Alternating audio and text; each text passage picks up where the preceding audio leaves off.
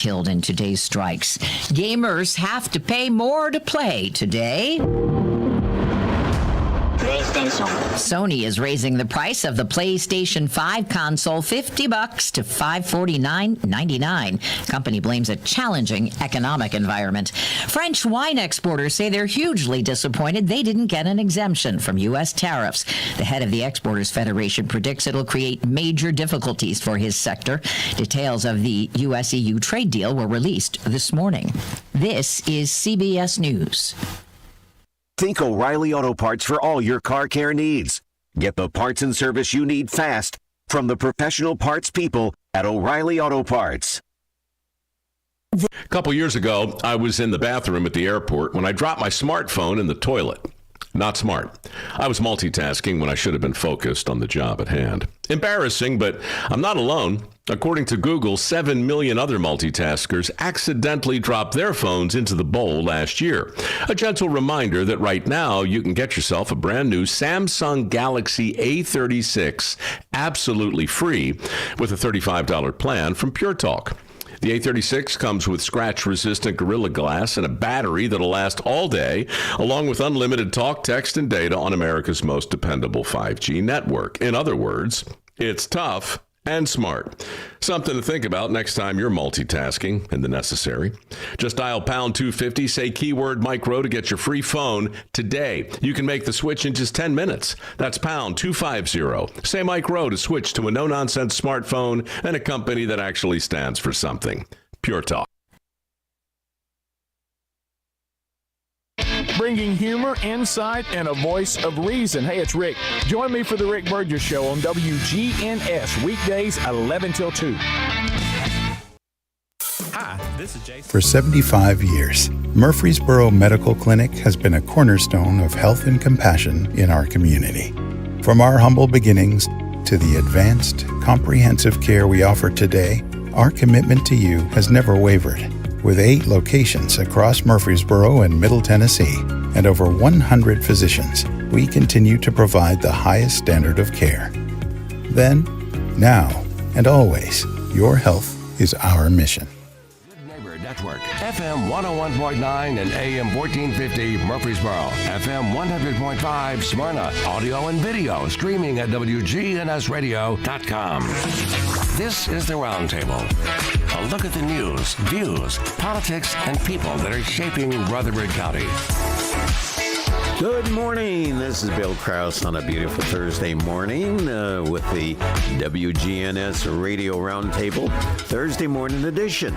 And this morning we're going to have with us a very interesting gentleman who has a huge impact, directly and indirectly, on every resident in Rutherford County, whether they're a homeowner or even a tenant in a home which is affected by the assessment and subsequent property tax.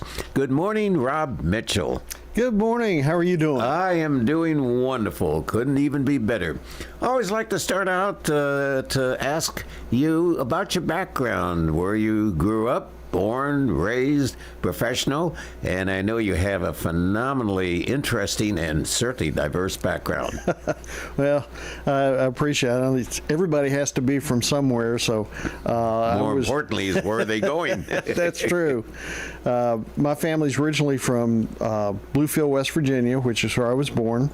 My dad was in the Air Force. Mm-hmm. When he got out of the Air Force, he... sold insurance because he didn't want to work in the coal mines. Mm-hmm. Had his family, his brothers, sisters, parents? Well, my dad's older brother had already moved to Florida. Mm-hmm.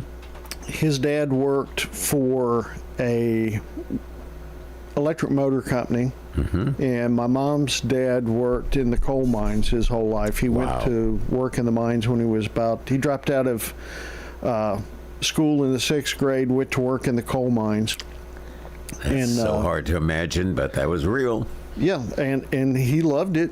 Mm-hmm. My grandmother actually taught him math. They lived in a company town outside of Bluefield, was where they met and got married.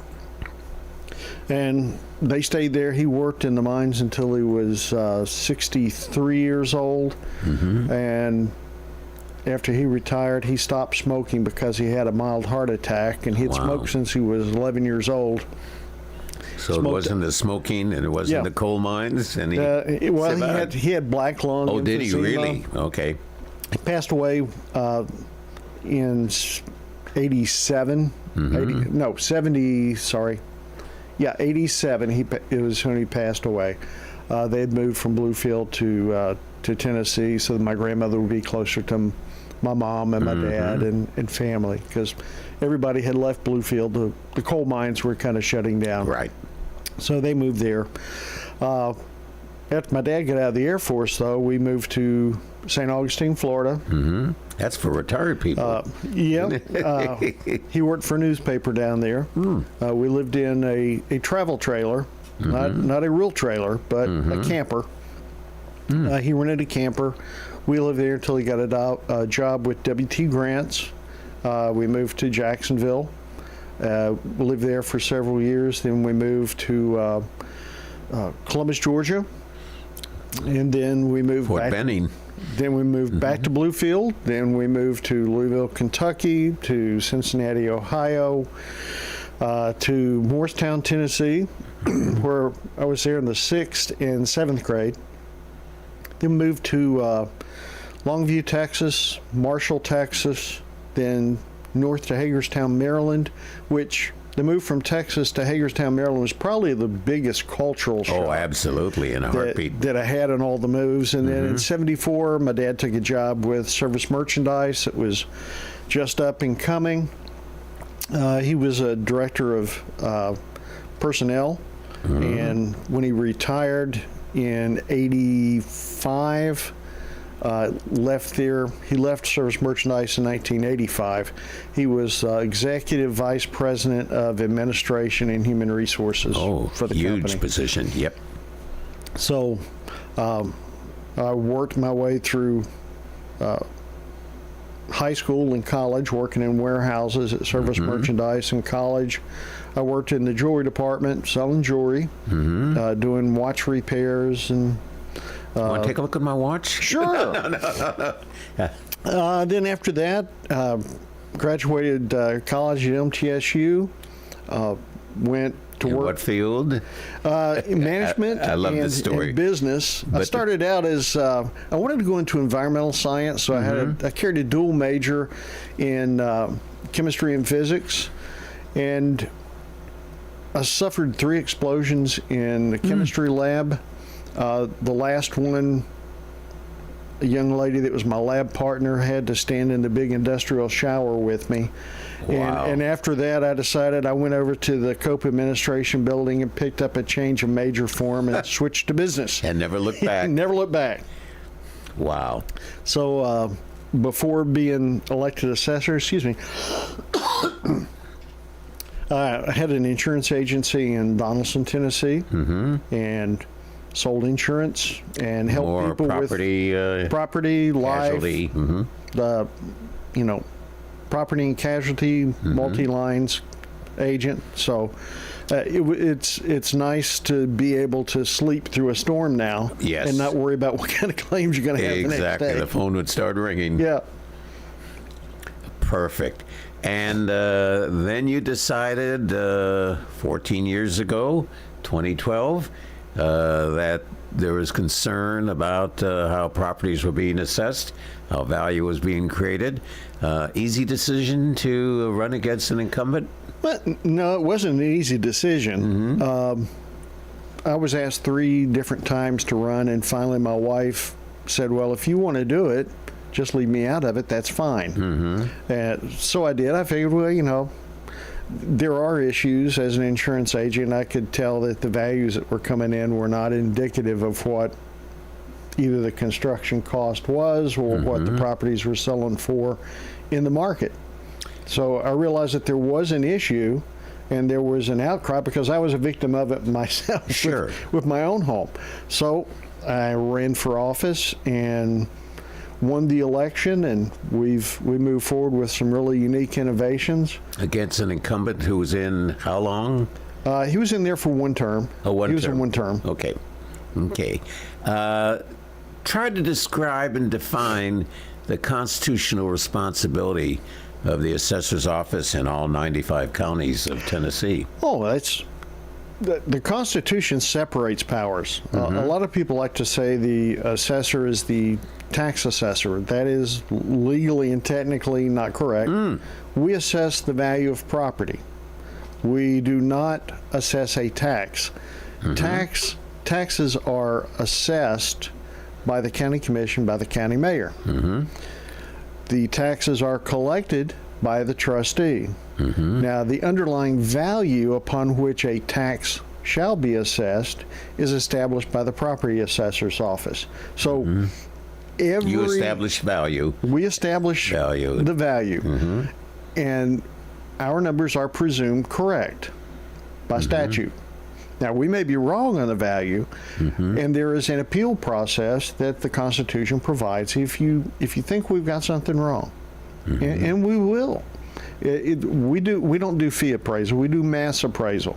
So we'll do a cursory inspection of a property, and if it doesn't appear to have changed, we presume that since there has not been an appeal and the evidence indicates that on the face it appears to be unchanged since the previous inspection. So if we appear that there's no change, we see no evidence of it, we presume it's correct. But do you have, is the criteria established, or I could imagine that assessment could be based either on replacement value, what's the cost of materials today, what's the cost of labor today, or based upon market value, what's the sale prices, what's the comparables, and so forth? Is it combined, or is it? That's a very good point. In residential property, the most you can use value in exchange, you can use the cost approach, you can use the income approach. So those are different approaches to establish a value. In residential property, the primary preference is value in exchange. What would a willing buyer and a willing seller, not under duress, pay for this particular piece of property? Now, that doesn't mean that cost does not influence it. Sure. It does, based upon the fit, finish, and quality, and the age of it, and the accumulated depreciation. But assessors are charged with establishing what the value is. All of these other components could be indicative of something that could be applied to it, but it's not indicative of the actual value. But so without stretching it, and I can recall a brand new subdivision, 4 streets, and 5-10 years later, each street might have a different windshield value, let's say maintenance of property, quality of care, maybe on one street, and the next street may be totally let go. Does value based in the marketability of the property would certainly be based upon the windshield value or the quality value. Do you get into that particular of the care of property? we do. We can. If a property is suffering, because we do it in mass, what will all of these on average bring? And it's if we see or it's brought to our attention that a property is deficient, its roof is coming off, or it's suffering, it's had a fire, or they just haven't done anything and it's falling apart, we can go into the property record card and we can make adjustments based on depreciation. It's got excessive depreciation that is greater than what would normally be expected. One of the largest things that we have happen is somebody will say, I've lived in my house for 20 years and I've done nothing. And the value keeps going up. The value keeps going up. Regardless. And that's true. The market value, what somebody is willing to pay for your house, has increased. Now, there are certain statutory limitations. They will say that a residential property statutorily will depreciate down to a fixed value over 60 years. Well, in 60 years, if the house is still there, obviously you have to remove some of the depreciated value from it. Otherwise, you'd never be able to sell it. So it's a balancing act. It is as much an organism of statute as it is an art of understanding. Absolutely. And with Rutherford County being such a hot county in terms of, and not necessarily talking about the weather, although that might be that quite too. applicable, but as a hot county in terms of investment, in terms of acquisitions of rental property, with the major effort from out-of-state organizations who are buying up property for rental purposes in a huge amount of activity, which certainly has been affecting the value of rental property. A lot of the observation of the economics of the growth of the community, growth of the county, certainly plays a great role. Now, a lot of that's computerized. Certainly you get a norm or an average of what property's appreciating by. Yes, sir. We track that in our system. We're getting ready for a reappraisal for 2026. We do a reappraisal once every 4 years. So the values that are on homes right now are indicative of a value that was set 4 years ago. So it could be a shock. So there will be an increase. Davidson County went through it last year. Williamson County, Knox County, Shelby County, they all went through a reappraisal last year. And they've been in the news about the increases. Hamilton County also had an increase. So as the value of property rises based on the market, a revenue neutral certified tax rate must be calculated to publish for the citizens to say, for the taxing jurisdiction to collect the same amount of revenue as we did the year prior, the previous year. This is the certified tax rate that must be determined and levied. So we will provide the value to the taxing jurisdictions, and we will assist them in calculating out for their jurisdiction, whether it be the city of Murfreesboro, Smyrna, Laverne, Eagleville, or the county of Rutherford, what, based on the total value and their total levy for the prior year, what a revenue neutral tax rate would be. Does it not include any inflationary raise the tax rate to accommodate, quote, just the cost of doing business? No. The revenue neutral rate is simply, this is how much we must tax to not go below last year's levy. The county just has to publish that. They do not have to adopt it. Gotcha. And any tax rate above that is actually a tax increase, even if it's below the previous year's rate. So if the previous year's tax rate was $2 and the revenue neutral certified rate, because of the value of properties going up over 4 years, is $1, and the county or the city says, well, we are now going to lower your tax rate to $1.50. We have cut taxes. They have not cut taxes. They when you have get just, the bill, hey, that's the same bill I paid last year plus it will 10%. it'll actually be more. It'd be 50 cents higher than the revenue neutral rate, which is a tax increase. But they call you for saying you increased my value. That's right. Of the base, of which it's your side is well protected. It becomes the political decision of the County Board of Commissioners or the city councils. That's it. The case may be. I mean, it's very, that's why people say, well, why are you concerned about what the tax rate is going to be? And my answer is, I'm the first person that they call when the tax rate changes and their tax bills come out. Exactly. And then I have to explain that we set the values. We don't set the tax rate. Then that opens up, well, we want to appeal our value, then our value can't be right. And that's a valid. Our value is not right. All right. What is the evidence that the value is incorrect? Because the assessor's office is presumptively correct by statute. We may not be right, but the taxpayer has the burden to prove because they're appealing the value. Now, I'm all right with this position. I see the value being established based upon current conditions or replacement value and so forth.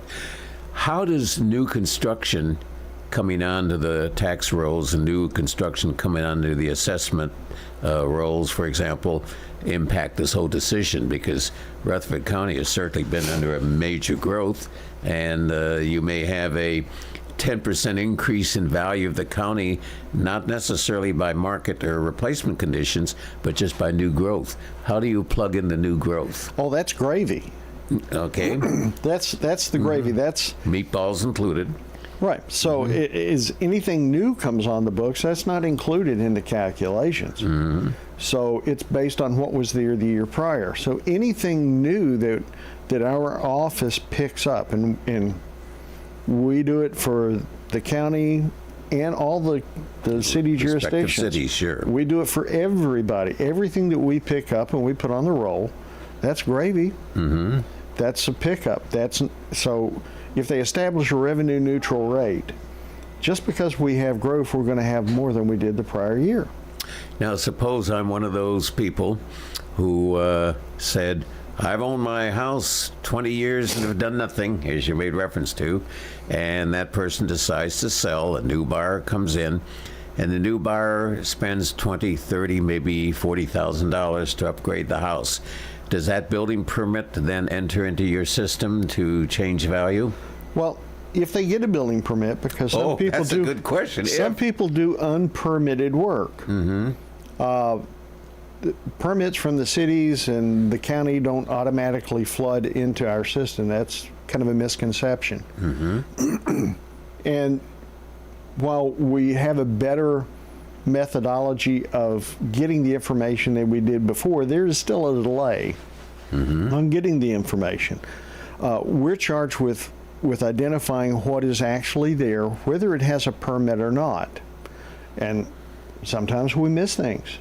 We won't get a permit. We won't know that construction is being done, and it may be in an area that is gated off, and we won't know what's going on there. Now, we get aerials every 2 years, but over a 2-year period of time, construction could have begun illegally on and you something. won't see interior work. And we won't see that. Now, if there is an improvement on interior and we get a permit on it, we can use that as information to request to see the inside, to take photographs and inspect. And what that would primarily do is it would reduce the accumulated depreciation on the property. Because if you've done improvements to Let's walk that through as an example. I have a piece of property worth $400,000, and I spend $25,000 on the $400,000 interior, not exterior. Well, let's say it's a condominium, so it's an interior upgrade. So the $25,000 is reduced from the depreciation of the value. Not the full amount. We'd have to look at it and see what the scope of the work is. Did it bring it back to what it would have been because your stuff had just really worn out, or was it actually an upgrade beyond the regular fit and finish of the property, which made it something better? And that's a specific. There's not one blanket statement that says we do this for all of them. That's on an individual basis based on the unique characteristics of each individual property, because some people may put down just a plain countertop, while somebody else may put in some kind replacement. Of fancy terrazzo tile or granite or marble or something else that is way above normal grade. And while it will have an impact, we have to kind of measure that and see how's that going to impact the marketability of it. Because as you know, you can have the most expensive house in a neighborhood and overbuild and it not impact your market value. Overvalued, yep. It's overvalued. You see it all the time. So those are different indicators that we have to take into account. And given just one answer, well, it's going to impact it by this much. Because it's an art. You have to understand what it is that you're looking at and then apply it to the specifics. We're having a delightful visit, and I hope this information that's being shared really creates a better understanding by our homeowners and our our residential investor owners and commercial owners of exactly what does calculate the assessment of property, which subsequently serves as the value base. We're visiting with Rob Mitchell, who's been our county assessor in Rutherford County since 2012. And when we come back from this commercial break, I want to ask you some of the changes you've observed in these 14 years, not only in value, but in terms, I mean, that's a eyewitness look at the changes of Rutherford County for a 14-year period. We'll be right back after this commercial word.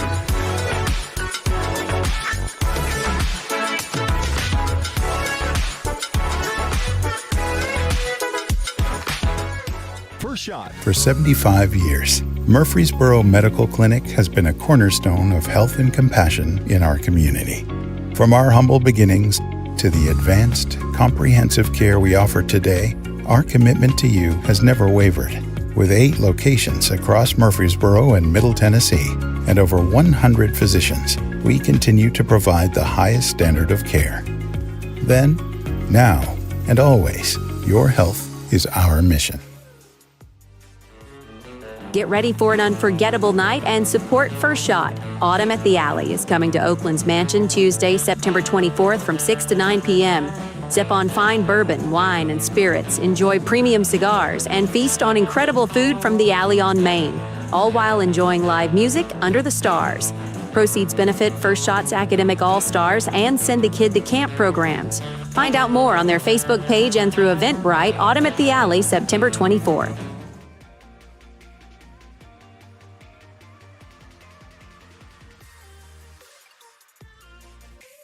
Lamb & Associates, and like many of you, I've seen the real estate market shift and change. People often ask, Chip, what's really going on? Well, that's a great question, and I believe in answering with solid, factual data. So let's cut through some of the noise. I invite you to reach out. Let's have a conversation about your real estate goals and the current market trends in your neighborhood. You can find all my contact information at choosechip.net. Good Neighbor Events is brought to you by America Pest Control, Old National Bank, and the law offices of John Day. This is a paid legal ad. I'm attorney John Day. My wife Joy and I love dogs and have one of our own. But we've also helped people who have been injured by dog bites and dog attacks, as well as bicyclists who crashed after a dog attack. You need to know that the dog owner may have insurance to help pay medical bills and other expenses because of a dog attack. If your loved one has been injured by a dog, call the law offices of John Day for a free consultation. Thank you for making WGNS a part of your family for over 78 years. The Red Cross is still critically low on blood. Phone the Red Cross at 800-RED-CROSS and make an appointment to give the gift of life at a time that fits your schedule. The popular Cookin' to Build is just around the corner. It'll be up on the Murfreesboro Square on Saturday, November 1st. But right now, until October 15th, you can paint your Habitat for Humanity Cookin' to Build bowl. Make it a family tradition. Head over to Color Me Mine in the Avenue of Murfreesboro, now through October 15th, and paint your bowl for Cookin' to Build. You've heard us talking about how Greenhouse Ministries helps so many. Maybe you'd like to be a volunteer at Greenhouse Ministries. There's a volunteer orientation every Thursday morning at 10, and that's at Greenhouse Ministries, 307 South Academy Street, here in Murfreesboro. Thursday mornings at 10. Those are WGNS Good Neighbor events. Rutherford weather. Partial sunshine develops here this afternoon. We'll see high in the upper 80s. Tonight, mostly clear skies develop below near 67. I'm meteorologist Jennifer Wojcicki from the WGNS Rutherford Weather Center. Currently, it's 71. WGNS is powered by Middle Tennessee Electric. As a member of MTE, you have access to educational resources to help you tailor energy use to your lifestyle. Interested in electric vehicles? MTE offers incentives to learn about EVs and connect with others who share your interest. This is the Roundtable from News Radio WGNS on FM 101.9 and AM 1450 Murfreesboro, FM 100.5 Smyrna. Listen and watch at wgnsradio.com. The county assessor for Rutherford County. I want to be sure that we're talking about very valuable information that is very clear and understanding by all, because this is so significant. A lot of questions, a lot of uncertainty of what it actually does. But you've been here doing this wonderful task for 12 years. What are some of the changes you've observed? Changes in value, changes in process, changes in expectations? All of that. All of the above. All of the above. We've grown from around 90-some thousand parcels to over 150,000.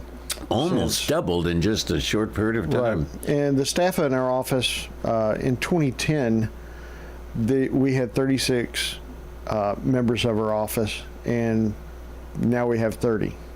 Wow. Now, are you using drones to do the overhead? No drones on the overhead to see what's happening in the neighborhood? No, we take aerial imagery every 2 years. We have a contract with a company called Eagle View, which is set the industry standard for aerial imagery and created most of the equipment that other vendors use today to do that. So that's who we contract with. They do low-level flights every 2 years. They capture certified orthos, and an orthographic image is a top-down image of property, and then they also capture oblique images, which is what you may see in a bird's eye view on Google. Or an eagle view. Right, or an eagle's view. Eagle's view, yes. So that we can inspect 360 degrees around the property, and it has a resolution of up to 3 inches. So we can be pretty accurate in looking at picking up what we see is there if it wasn't there before. So, but that updates every 2 years, so that at least every 2 years in areas where we can't physically get by because of geography or manpower constraints, we can at least visually inspect it to see if there has been a change over that 2 year period of time that we can actually see. I have been observing, and with what you just said, you've had a 20% reduction in workforce in the 15 years and almost a doubling in property in that same period of time. Technology, has that significantly changed over this period of time that makes it easier to make this less labor intensive and more technology reliable? It has. We wouldn't have been able to leverage our workload without integration of technology. But technology isn't a magic bullet. Right. We still not need, an all solved. We still need people. We still need people to go out there and pull a tape. My personal belief is, before my preference, is that if I'm going to levy a tax against you, I want somebody out there that has pulled a tape, visually inspected your property, and made a legitimate determination on what we see. Because images may look good, but images can be distorted through different types of influences, weather, angles. Something just looks different on a picture than it does in real life. Or elevation changes. So it is, I believe, the fair and proper thing to do to visually inspect before we make a determination. So that's what we try to do.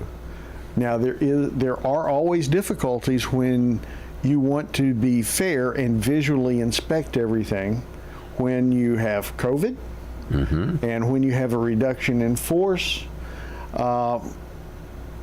That doesn't, when your numbers of people are going down, your number of parcels are going up, and you have a rapid transition from experienced personnel to new people coming in that you have to train, there is a period of time that you need greater assistance to get this job done. So that's why state law always is written to err on the side of the taxpayer.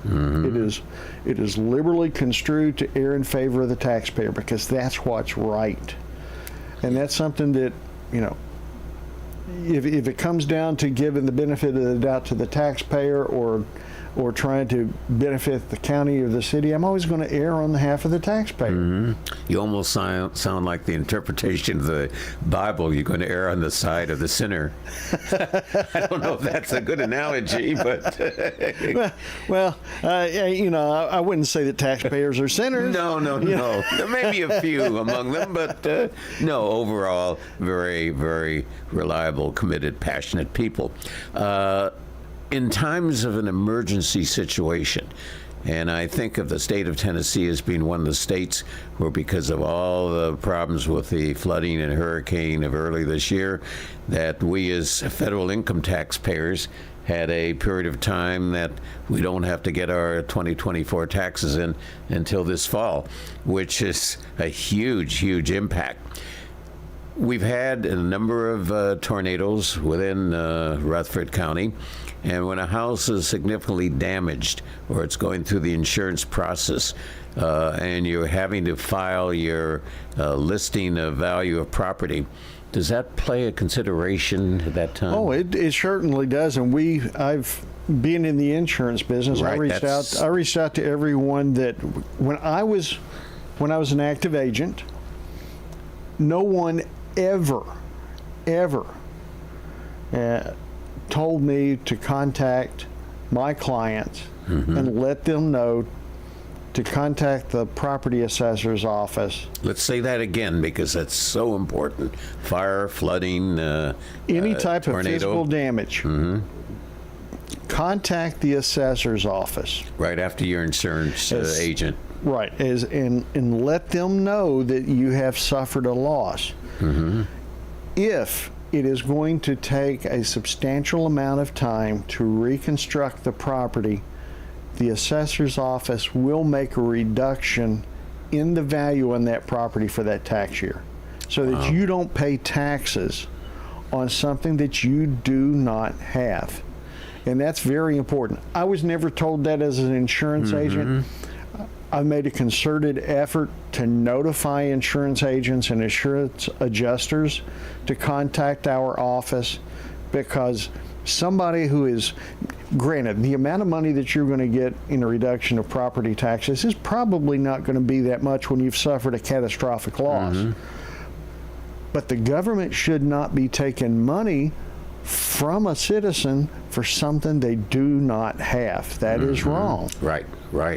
Wow. Have you seen that with in the recent years, the hurricane, the tornado damage? Oh, we have taken full advantage. We've done it here, Upper East Tennessee, with the flooding. They went through it that way and made a reduction in values. When the tornado went through the Reedyville section over there, we made reductions in values on properties that were impacted. Whenever there's a fire loss, we've requested that the fire departments, the county and the city departments contact our office and send us information, so that if the people forget or they're overloaded or their adjuster insurance adjuster doesn't notify them, that we have a way to make a notification in our system and send somebody out there to make sure that we can do something to help people. At that point, then does the value reinstate itself in the next time around? It will. Once it's finished and brought back up, we'll take a look at it again and determine what its new market value is, whether the same as it was before or lower. Does it at this point in your period of time in your period of time, does it reflect inflation? When you began in 2012, the cost to rebuild, replace, or the cost of adding on something has increased dramatically because of the cost of lumber and concrete and electrical and plumbing, labor, and so forth.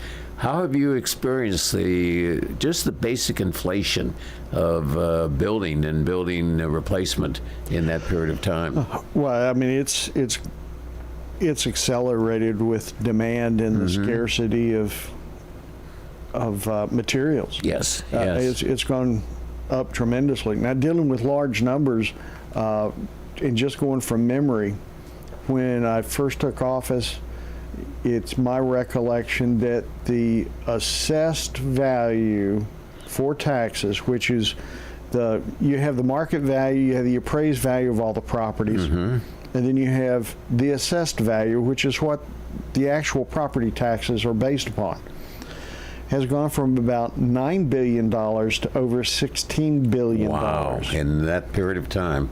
So the easy way to calculate that is if you have a $16 billion assessed value, that means that for every penny in taxes, $1.6 million in revenue will be generated. So that's just the quick math with it. So if you'll hear government saying, well, what is that on the penny? What does that mean on the penny? What does this expenditure mean on the penny? How much is that? Well, for every $1.6 million of revenue that you want to spend, that's a penny on the tax rate. So that's a quick, down and dirty way to figure out how much a penny on the tax rate is going to generate in revenue. And we've got kind of excited. We've been asked as an office to go to the International Association of Assessing Officers conference in Florida this year to present the only software and program of its type in the U.S., and that is Smart Rutherford. And Smart Rutherford is an app that we've developed here in Rutherford County that can be embedded on a website. It can be accessed through Alexa. So you can say, Alexa, open Smart Rutherford. And when that happens, an app will open up. It will ask for your address if it doesn't already have it. If you have an Alexa account, it's going to know what your address is. You can then ask, what are my property taxes? What is my assessed value? Who is my county commissioner? Oh, so it's Who everything. is the county mayor? How do I contact them? And where will my children go to school?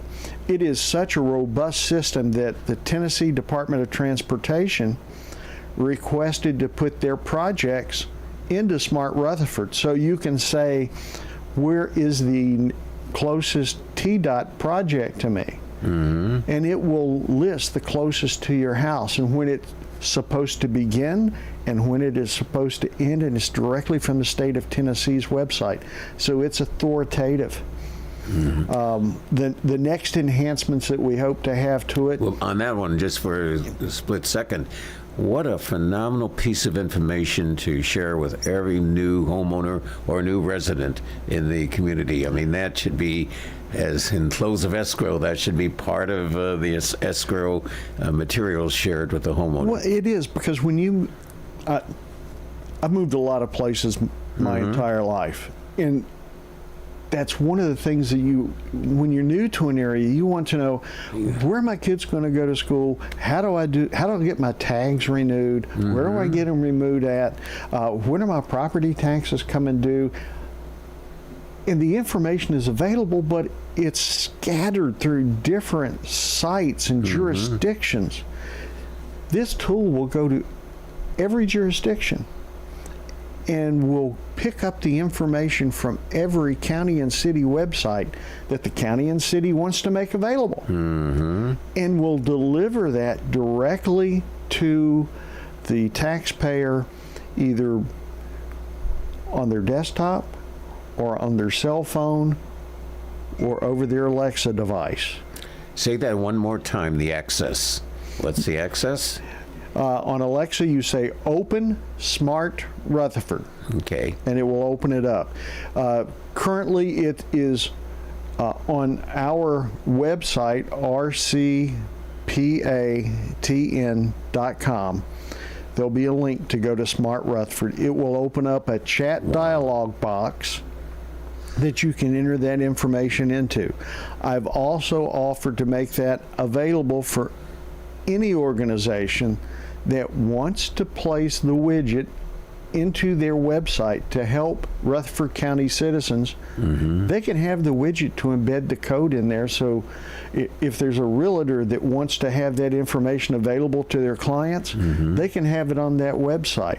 If a volunteer fire department wants to have that information available for their clients, their citizens, they can put it on their website. If a city wants to embed it on their website, they can have it. This is about tearing down silos and actually making information truly transparent, because friendly. Sounds like it's friendly. Easy to use. If you've got the information but you can't access it, it's like saying your needle is underneath that haystack. I've made it available for you to search. Start it's digging. There. Well, I want the needle. I don't want to necessarily spend all day digging through a haystack to find it, because if I've got an issue with government, government, I believe, owes the citizen easy access to the information that the citizen wants, needs, and more importantly, has paid for.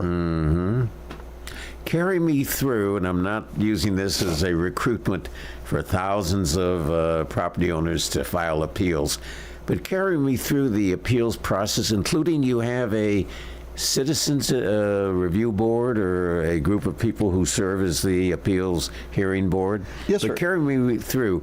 What's the first step? Is there a time frame of the appeals process, for example? Well, there's a statutory time frame. County boards of equalization are the first step in the appeal process to appeal your value. By statute, they meet the first Monday in June, and they will stay. They will recess after all appeals have been heard. In Rutherford County, we generally meet from 2 weeks to 16 days. Depending on your workload. Depending on the workload. There will then be a recess until usually in August, so that anybody that's bought a house that thinks the value is wrong for tax purposes, or there's proration where it was new construction, it was valued for just a portion of the year, and they don't think that's right, that gives those individuals an opportunity to come back in and be heard. Or someone that happened to be out of town and couldn't make the first 2 weeks because of a commitment, that they could then come in and have one last opportunity to appeal. We have one of the most flexible, professional county boards of equalization in the state. Those are appointed by the county commission. They serve for 2-year terms. How many are there as a? We have a total. We have. Let me count them out here. We have one person that is an alternate in case somebody has to sit out. We have 1, 2, 3, 4. We have 6. So there's 5 plus 1 alternate. One is appointed by the city. So the city has one appointment. The county appoints the rest. The largest city in the county gets an appointment. So the city of Murfreesboro has an individual that they appoint, and then the rest we try to pull from different parts of the county, so we have somebody that understands what's going on in one part of the county that somebody that lives in another part might not understand the dynamics of it and the values. So if you have an appeal, you come before the board, you say, this is what I have, this is what I believe is appropriate. The board will take what you've presented. They will use the knowledge that they've gained through their experience working there, their knowledge of the markets.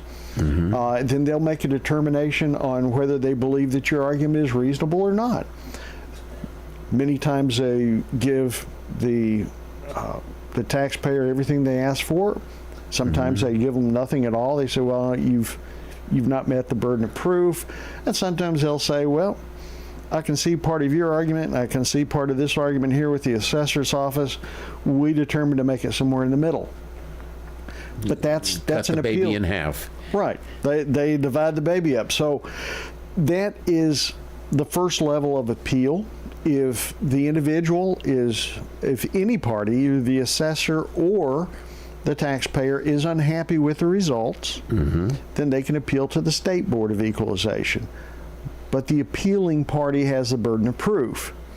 So if the assessor were to appeal a decision by the State Board, the burden of proof has now been shifted from the appellant, the original appellant, which is the taxpayer, onto the property assessor's office or the state of Tennessee, because they can also intercede in tax appeals. You have that often? Not very. I have never appealed. Oh, really? Okay. And a value of, and it is the executive secretary of the State Board of Equalization actually sent me a letter this week saying that he would advise against an assessor appealing a determination by the county board, because that determination only stands for 1 year. It would probably take longer than a year to get it adjudicated, and the amount of time and effort and time, cost, it would end up costing more than you've actually gained with it. So his advice was simply to let it play out for a year, if there's, which is what we've always done. You know, the county board has take care of itself. The county board has made that. If we think it's something that we need to revisit the next year, we will, because their decision is just for the current tax year. The final question is, a property owner receives their new appraisal, a new value, and they said that value is higher than the market value. A realtor knocked on my door and said, I can get you this price for your house, and you have valued it higher. Is that rare, or is the variation the difference between what the value of property is considered by the assessor's office and what a realtor may be utilizing for gathering a listing? The further, since we have reappraisal next year, the further along you get in the 4-year cycle, the less likely that is, because the market has continued to move, and we're experiencing a 9 to 12% increase per year in market value. So 9 to 2, you can expect in year 3 we're probably anywhere from, well, we calculated an appraisal ratio last year, and an appraisal ratio is the determination between what the appraised value is versus the market value. And at the 2-year mark, 2 years in to the reappraisal cycle, market had moved 16% past what the previous 2 years were. So people are more likely to come in the first year of a reappraisal and say, my house can't be worth this much on the market. And we will take a look at it and see if their concerns are legitimate or not. And if we agree with them in that first year in an informal appeal process, we can make, the assessor has the authority to make the determinations prior to the county board. After that first year, we do not. If you call in, unless there is a physical error, our value judgment remains the same. So after the first year, they can come in and look at it. We'll check the card for accuracy. We'll see if there's something that isn't indicative of what was there. We've got too much square footage, we have too little square footage, or there's maybe nothing there at all. Yes. And we can make that determination anytime that there is something that is incorrect on a property record card. We can do that. A physical difference we can change. If it's something that requires judgment, then you can appeal that to the county board, or to the State Board of Equalization if you're not happy there. So the goal is not to, from my perspective, is to follow statutes, to follow the Constitution first, follow statutes second, and always to act on behalf of the best interests of the citizens. It's not to raise taxes, it's to make sure that everybody pays what they're supposed to based on the information we have. And if we make a mistake, you correct it. We'll correct it. We want to correct it. Mm-hmm. As we approach the conclusion of this program, and I hope everyone out there has found this information not only to be fascinating, but highly, highly informative. And certainly if you own property or you are leasing, you're renting property, because you are the ultimate response to value and taxation. You were just reelected last year. Congratulations. Yes, thank you. What do you see over this next 3.5 years in this current term? Anything significantly change? Although you're operating under state, you're operating under court decisions, you're operating under practices and policies, but do you see any change, or just doing the very, very best you can to protect the taxpayer? That's the ultimate goal, is protect the taxpayer.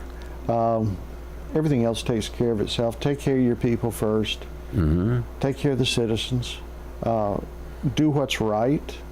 Do what your conscience calls you to do. And if you make a mistake, correct it. Have that eraser as big as the pen. Yeah, and go on, because it's and I believe in my heart that everybody that is elected to serve has in their heart truly the best interests of the citizens. Now, there are times that, somebody may interpret something differently, but that's okay. Mm-hmm. It's, as long as we don't lie to people about what we're seeing, or try to be malicious in how we do things. The application. Mm-hmm. We're serving the citizens, and that's what it all should be. And I think and it's difficult. Your program is so important because it gives people an opportunity to actually understand how things work and communicate. There are big decisions that Rutherford County is going to be facing, mm-hmm. and it's really important that people have their voices heard in a time when they're busy and there's so many different pulls. Where do you get information that's valid? How do you communicate with people? That's important. And I think if we find a way to solve that, I think everything else corrects itself. Excellent. Well, thank you so much for taking the time out of your very busy schedule. Rob Mitchell, County Assessor since 2012. That's a long time. One quick question. Are you optimistic about the growth of Rutherford County?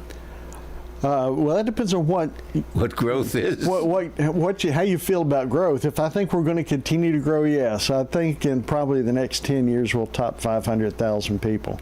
Wow. All using the same streets. The same streets. The same interstate and the same highways. Thank you so much, Rob. Keep up the great work, and we'll see you all or talk to you all next week, Thursday, the Roundtable WGNS.